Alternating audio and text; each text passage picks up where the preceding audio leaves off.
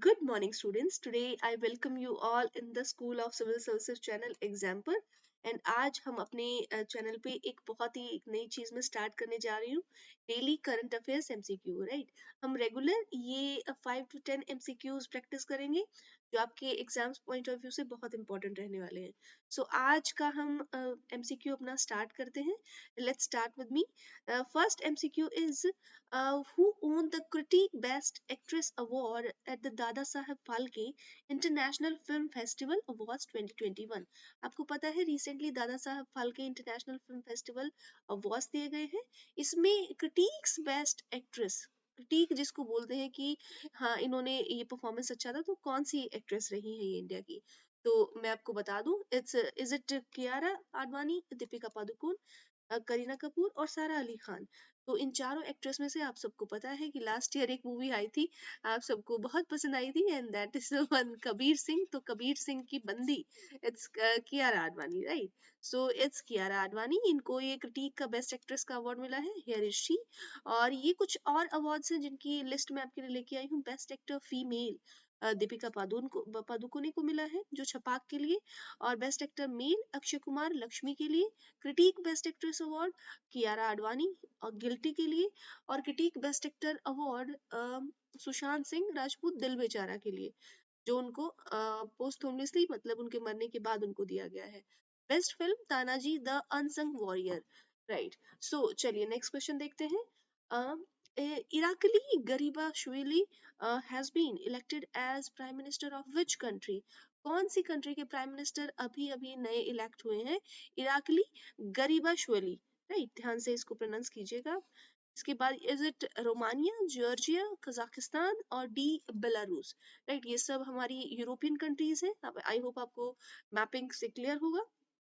तो चलिए मैं आपको बता देती हूँ कि ये हमारा जॉर्जिया इसका बिल्कुल सही आंसर होगा। जॉर्जिया एक बहुत छोटा सा कंट्री है आपका वेस्टर्न यूरोप में। देन ये देखिएगा आप, ये हमारे here is the newly elected prime minister Irakli Garibashvili. इनको along with the vote of confidence in the cabinet गरीबाशवली put forward। Right, तो इनको जो वोट ऑफ कॉन्फिडेंस दिया गया है कैबिनेट में, उसके थ्रू ये आगे आए हैं। नेक्स्ट अगर मैं बात करूं, तो अगला क्वेश्चन होगा the world's first human case H5N8 virus has been reported by which nation. पहले मैं आपको बता देती हूँ कि H5N8 एक बर्ड फ्लू का एक स्ट्रेन है। राइट, बर्ड फ्लू में ही एक स्ट्रेन है, और ये कौन से देश में सबसे पहले पाया गया है? इसका पहला कोई केस जो ह्यूमन केस है, जो मतलब आपको जो आपकी ह्यूमंस में आता है बर्ड से। राइट, सो इसका ये फ्रांस होगा आंसर, आयरलैंड, रशिया या जर्मनी। तो अब मैं आपको बता दूं कि पहला ऐसा ह्यूमन केस बर्ड फ्लू का जो H5N8 है, जो नया स्ट्रेन है, उसका पहला केस रशिया में पाया गया है। राइट, तो रशिया इसका आंसर हो जाएगा। और ये देखिए, Russia has been reported the world's first case of bird flu virus strain H5N8 that has infected human through birds.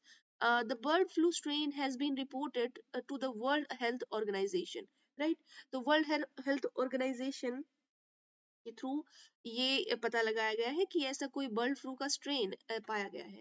Right, next question, the US Senate has confirmed whose nomination as US ambassador to UN. तो is it Antony Blinken, Avril Haines and Pete Buttigieg, then Linda Thomas Greenfield. तो ये US senate कौन सा है आपको पता है? दो पार्ट है हमारा, जैसे लोकसभा राज्यसभा है इंडिया में, वैसे ही वहां पे हाउस ऑफ रिप्रेजेंटेटिव और यूएस सीनेट। यूएस सीनेट में अगर यूएस में 50 स्टेट है, तो वहां से हर स्टेट से 2 मेंबर होते हैं, मतलब टोटल 100 मेंबर्स आर देयर। तो इनको कौन है इनमें से जो जिसको यूएस एम्बेसडर यूएन का बनाया गया है? तो ये राइट आंसर हो जाएगा Linda Thomas greenfield. Right, so here is she. And the US senate on 23rd of February 2021 confirmed Linda Thomas Greenfield as US ambassador to the United Nations. Greenfield's name was nominated for the post by the US Joe Biden.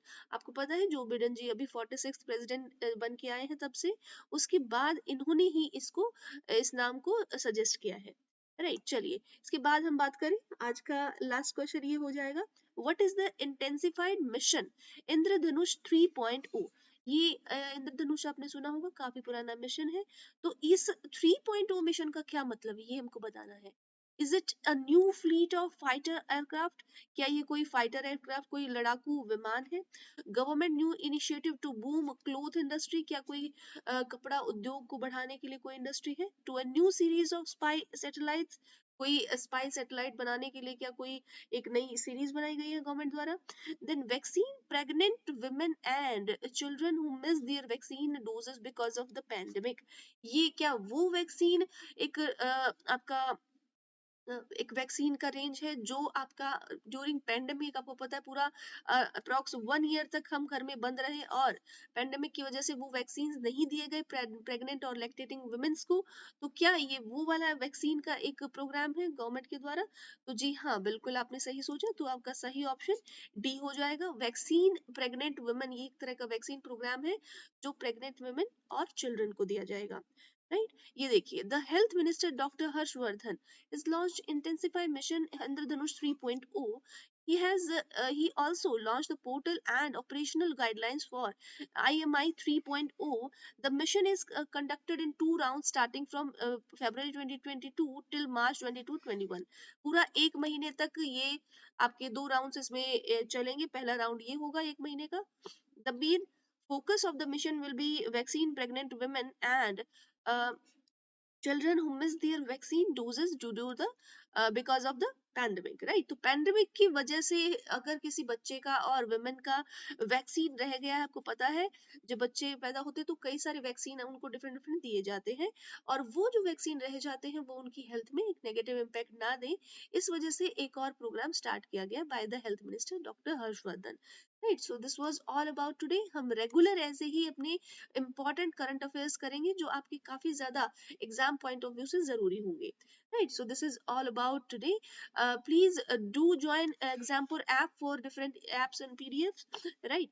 So ISPCS 2021 के लिए अगर आप prepare कर रहे हैं तो YouTube पे हमारा लक्ष्य कोर्स है जो completely फ्री आपके लिए आपका यूपीएससी और यूपीपीसीएस के कंप्लीट कोर्सेज ला रहा है, तो आप वहां पे हमें ज्वाइन कीजिए। Thank you so much, have a nice day.